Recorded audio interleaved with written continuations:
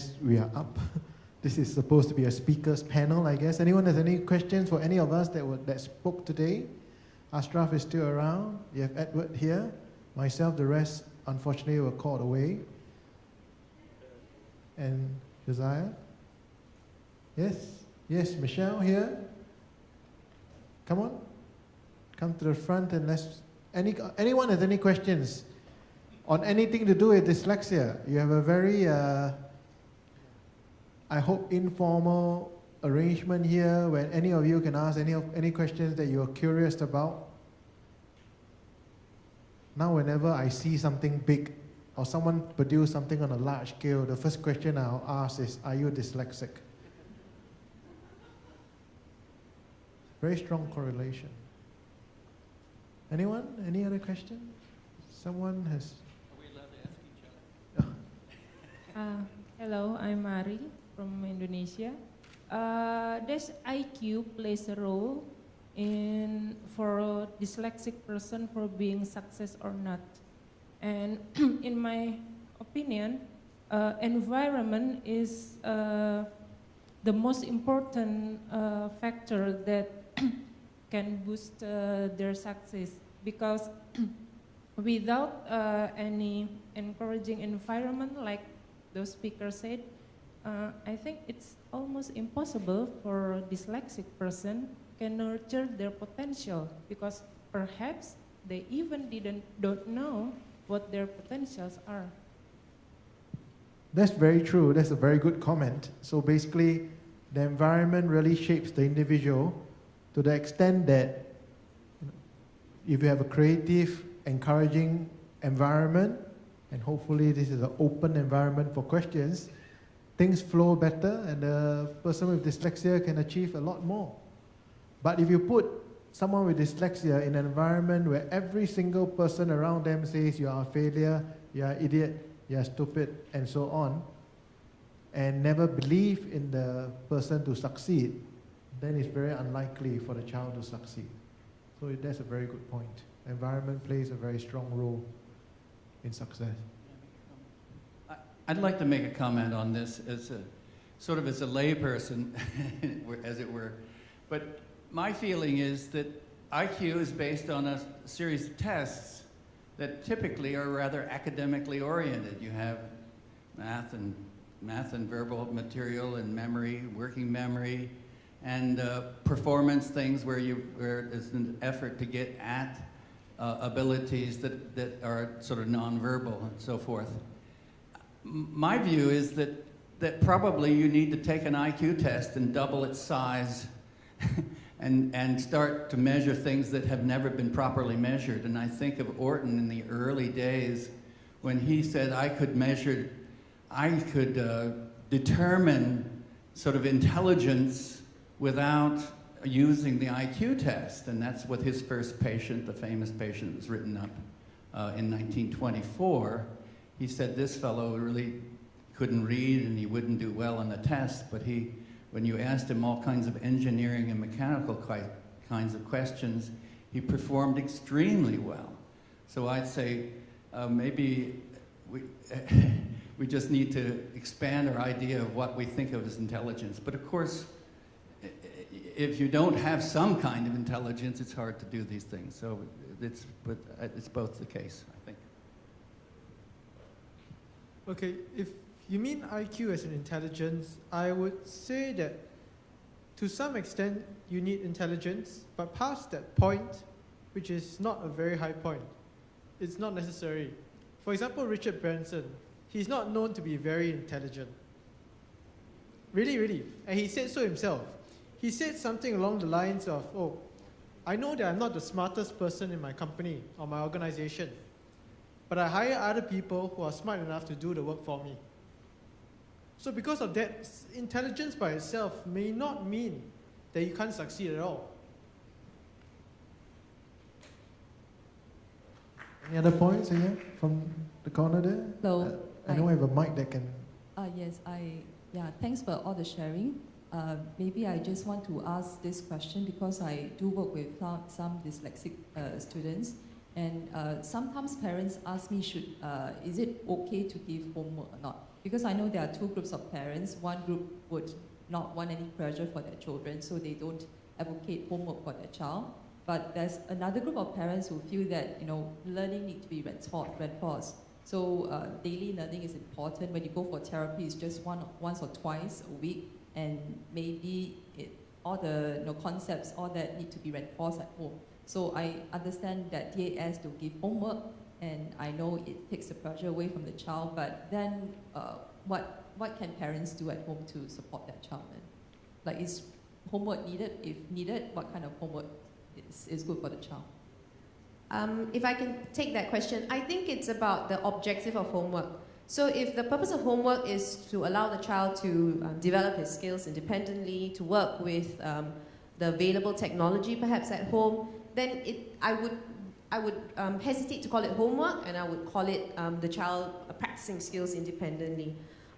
It would be things that you want the child to be able to do independently, that the child is able to do at a level that doesn't cause frustration. So if you're talking about tasks at home, you need to know that the child has the necessary support to be able to do it. If parents are involved, then the parents should feel comfortable and confident to support the child to be able to do it. And you are right to say that sometimes you only see the child 2 hours a week, twice a week, and so you want continuous reinforcement. It's about the way these activities are given to the child for it to be beneficial, rather than just, you know, a worksheet and say, here, complete this, and I'll see you next week.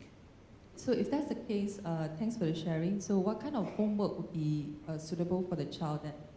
So it would depend on what the child needs at that time. If, for example, the child is coming for basic phonics intervention, and if you feel that the parent is able to support the child with that intervention, you might offer some sounds, you know, just put a card deck together with some phonograms or sounds on them, and work with the student just to reinforce. So the child goes home and just practices these sounds. It could be vocabulary, so words that are put together, and you just get the child to use this daily, form sentences at home, share this with your parents. So it again will depend on what the child is learning, what the child is practicing, and what you want the child to be able to eventually achieve independently. I actually have a question for all of your experiences. I know that sense of humor is something that you all have used as to cope with your experience with dyslexia, but I want to ask, I was wondering how do you cope with self-criticism? Are dyslexics more critical of themselves when they don't complete a task, or when they don't achieve what they think they should, or what people around them think that they should achieve? So how do you deal with these two things, self-criticism and time management? Because we have heard that, you know, dyslexics have a problem with finishing tasks on time, they're late bloomers and everything. So it's a struggle, but how do you sort of deal with it on a personal level? Firstly, for me, in terms of time management, right? Well, as I mentioned in my speech just now, the result is I don't sleep very much. I spend a lot of time studying. So 4 or 5 hours a day is no exaggeration. I really do that. It's what I have to do. But at a younger age, I think it's most important to learn to teach a kid how to prioritize things. Some stuff like hanging out with friends at the playground or watching cartoons. It might be, it's a trade-off, I guess. It might be good for them now, but you know what? You must let them know that it doesn't do them any good in the long run. Must let them know about how important prioritization is, especially even from an early age. I believe your second point is about self-criticism. So self-criticism itself, I do not see it as a bad thing at all.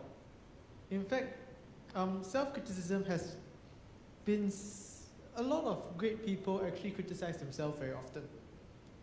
This is because of a few reasons. Firstly, it's because it allows them to improve. Do you know that if you improve 1% per day, right, you will not end up 4.65 times better than you were at the start of the year? If you use the most powerful force in the universe, which is compounding, in the words of Albert Einstein, you will end up about 38 times better than you were at the start of the year. So self-criticism helps you improve every day. I hope to improve 1% every day. It may not seem a lot, but actually it makes a difference because by the end of the year, you'll be 38 times better. Self-criticism helps that. That's why so many great people get where they are. The second point which I wanted to say about self-criticism is that a lot of great people use them to show that they are not so different from everyone else. They face the same everyday problems which everyone else does. And the thing is that it brings them down to earth and lets us relate to them. So, for me to self-criticize myself, I just take it as a learning opportunity that I'm learning from them. And every time I criticize myself, I'm learning from them even more. And that's what I like to do. I like to learn. That's very good sharing from two people with dyslexia. Maybe I'd just like to share how I help my students with dyslexia. Most of my students carry some kind of smartphone in their pocket. So I tell them in terms of time management, this is all you need. So this is what I do, for example, for myself. Siri, can you please wake me up in 1 hour?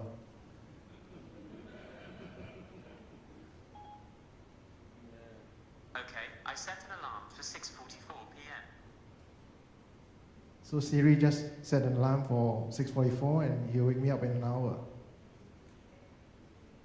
Siri, can you please remind me to SMS my wife in 2 hours? Here's your reminder. Shall I create it? So in 2 hours time, luckily my wife isn't here. You'll feel a bit insincere. So everything is in my mobile phone, and everything is set in my mobile phone and it helps me. And it rings and it tells me, you need to take your medication now. And okay. You need to track your temperature or whatever, and so on and so forth. So it's very useful too. And there's a question from the back there. No? Yeah?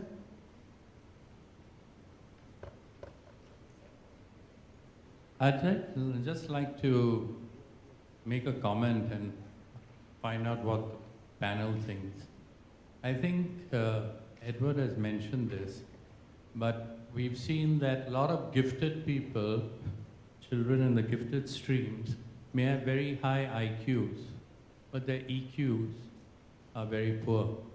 And I think this is one of the reasons why dyslexic people are so successful, because their EQ is very good, which has been shown by their verbal skills, and therefore they are able to talk with people in a better manner. And the second statement I'd like to ask you and say that dyslexia, of course, means difficulty with words. And as Robin said, it's a difficult word.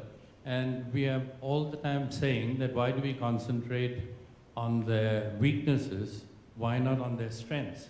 So why don't we remove the term dyslexia and call them creative thinkers?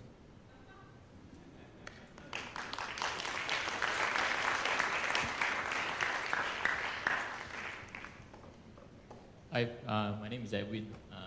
Just like to first off thank all the speakers for the insightful and inspiring stories. So my question is directed to Louis. It's really there's about in school you often get the kids are labeled and the name callings and eventually in a form some way of bullying.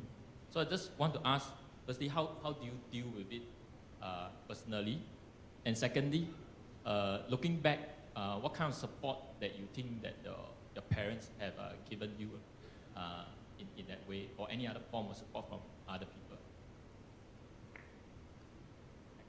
I think one of the most important things my parents did for me was to make sure that they don't pressure me too much as to burn me out from studying. Because the moment that your child is burned out, he won't continue continuing down the studying system, the education system anymore. So it's important that while you make sure he keeps in line and make sure he keeps up, it's all right if you don't push him all the way, because past that point, it's going to be catastrophic. I almost faced that point in ACSI. I skipped school for 1 week straight. Literally, my parents dropped me outside the gate, I ran away. Because I just didn't want to be in school anymore. So that stage is the stage that you definitely do not want your kids to be in. So it's alright to pressure kids, yes, but do not pressure him to become the best. let him come to grips with on himself, and sooner or later, he will realize that he can be at that level, and he will do it willingly on his own volition. With regards to the name calling aspect, I did not receive it so badly in regards to my peers, but I was made fun of, no doubt. But one of the things that I need to share with all of you here is that those words are the words that actually motivated me to do well. Because I want to beat him, you know. You call me dyslexic, call me stupid, so be it. But what if you lose to me? Then what? What are you if you lose to me in studies? You know? So that is actually one of my source of my own motivation. But thankfully, most of my peers were not so negative. Only a select few there will be in any case. So then it's important for the home environment, for you to be wholesome, and for them to be able to come to you with any problems. If they feel they cannot confide with you, then there's an issue right there. But I feel like I confide in my parents almost anything. So for me, it was a very nurturing environment. And as such, I must really thank my parents for providing such an environment for me. And also my friends who, you know, were not so critical of me personally. Thank you.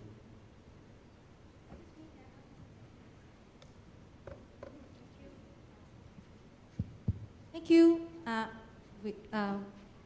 Thank you for sharing that. Maybe just to add on, because from what I can see from all the speakers, right? Case studies, these are very successful case studies that we see, which is very inspiring. But before you get there, right, there seems to be a formula whereby, of course, you need to, the parents has to be very accepting, okay? That is something that we can do. The environment has to be very accepting. That's something that perhaps the school can help us. And if we are lucky, we get friends around there who are supportive as well. But there's one element that perhaps sometimes the kids come with, which is their self-acceptance.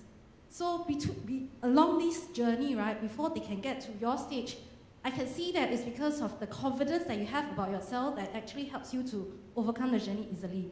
How do you get from, maybe what's the tipping point from, you know, being uncertain about whether is this a gift or is this a disability to self-confidence? I think that's probably the uncertainty for us at this present moment. Thank you. Okay, there's different confidence. One confidence is confidence in myself. The other confidence is, I guess, more relevant to what you're asking about. Confidence in being dyslexic. So, confidence in being dyslexic, to be very honest, for me it was not very hard. My friends have always been jealous of me being dyslexic. Honestly, they've always been jealous. Always jealous. Because they tell me that, walao, why are you exempted from Chinese? So gaining confidence from dyslexia itself is by no means hard for me. So perhaps I'm not a very good example which you should teach your children. But on the other hand, gaining confidence in yourself, it's a journey, I would say. And you can't just do it through any tipping point. There isn't one event. It comes over the course of time. For me, it was because I chose to make my own decisions. And a lot of the times in the past, my parents would advise me against certain decisions. But I just didn't care. And after a certain point of time, I stopped telling them anything. What I did, the decisions which I made. This was during like secondary 3-ish until J1, J2. So during this point of time, right, I realized that the decisions which I made, which I knew that my parents would object, were right. And I knew that I was more correct than anyone can advise me. I knew that whatever decisions I made, I was accountable to myself and it always fit me. Why should I listen to anyone else?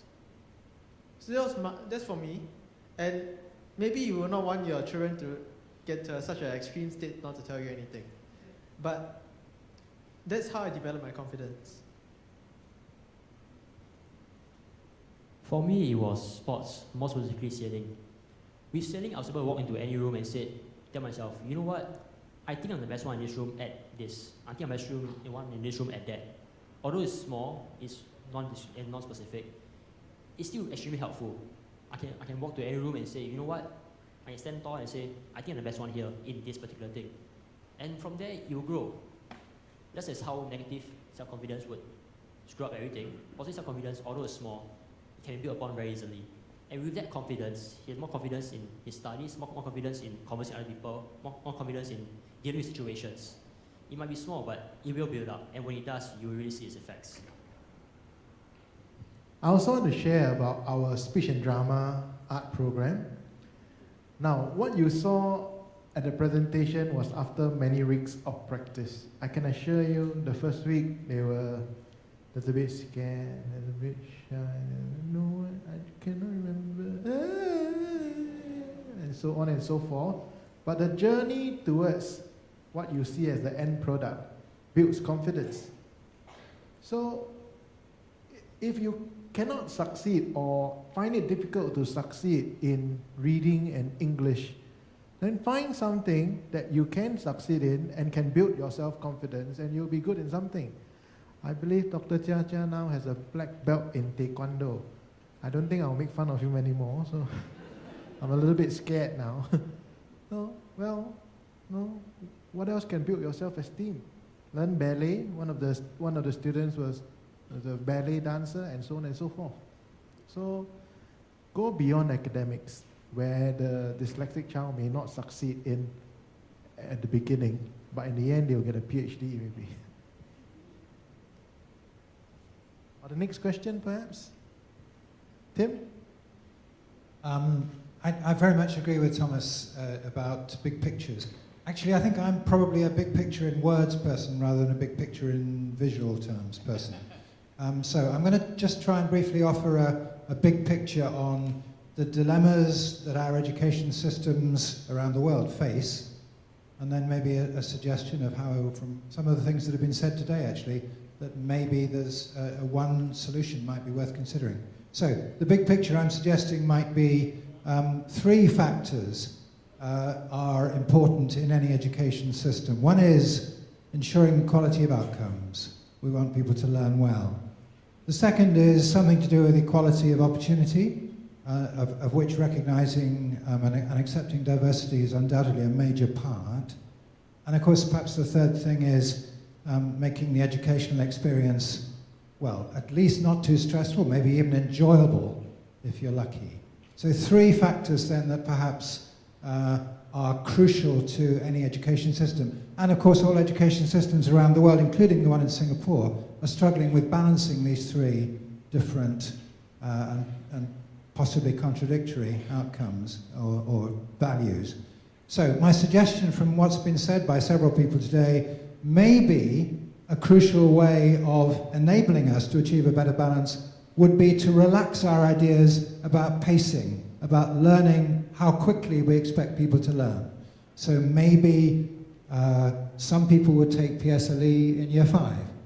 Some people would take it in primary 6. Some people would take it in primary 7, or even primary 8. Some people would take O-levels at 16, 15, 14, 20, etc. So maybe if we could somehow be more relaxed and more accepting of different pacing, that would be one way of balancing the outcomes more successfully.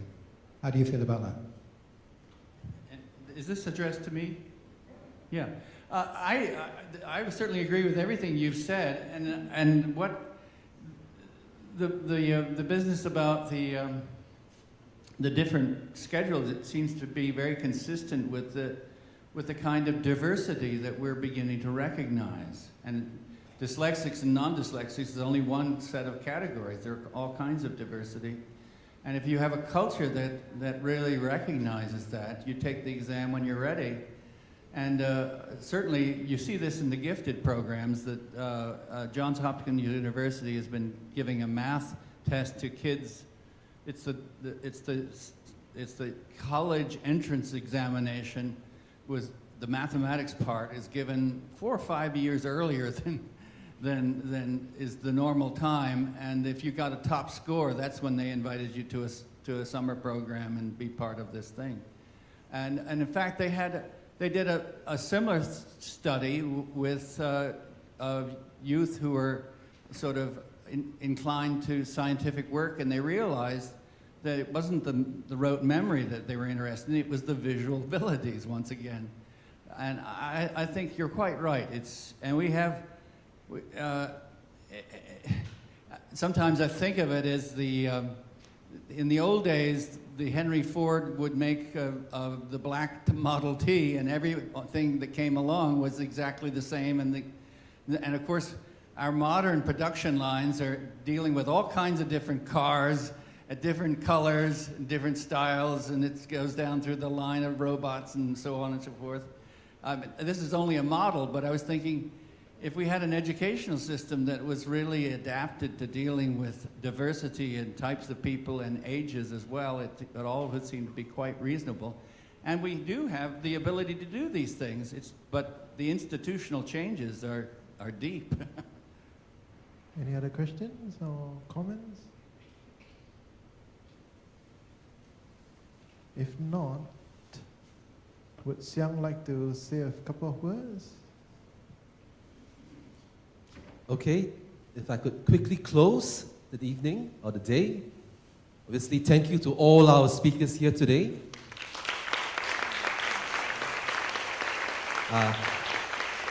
Not being biased here, but special thanks to Tom and his lovely wife Margaret for coming all the way out here to join us.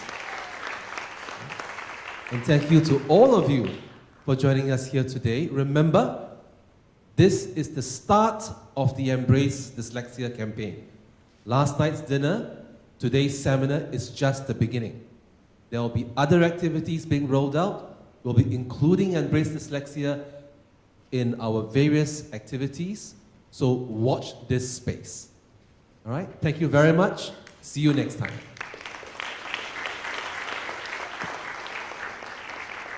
Here's the token of appreciation for Thomas.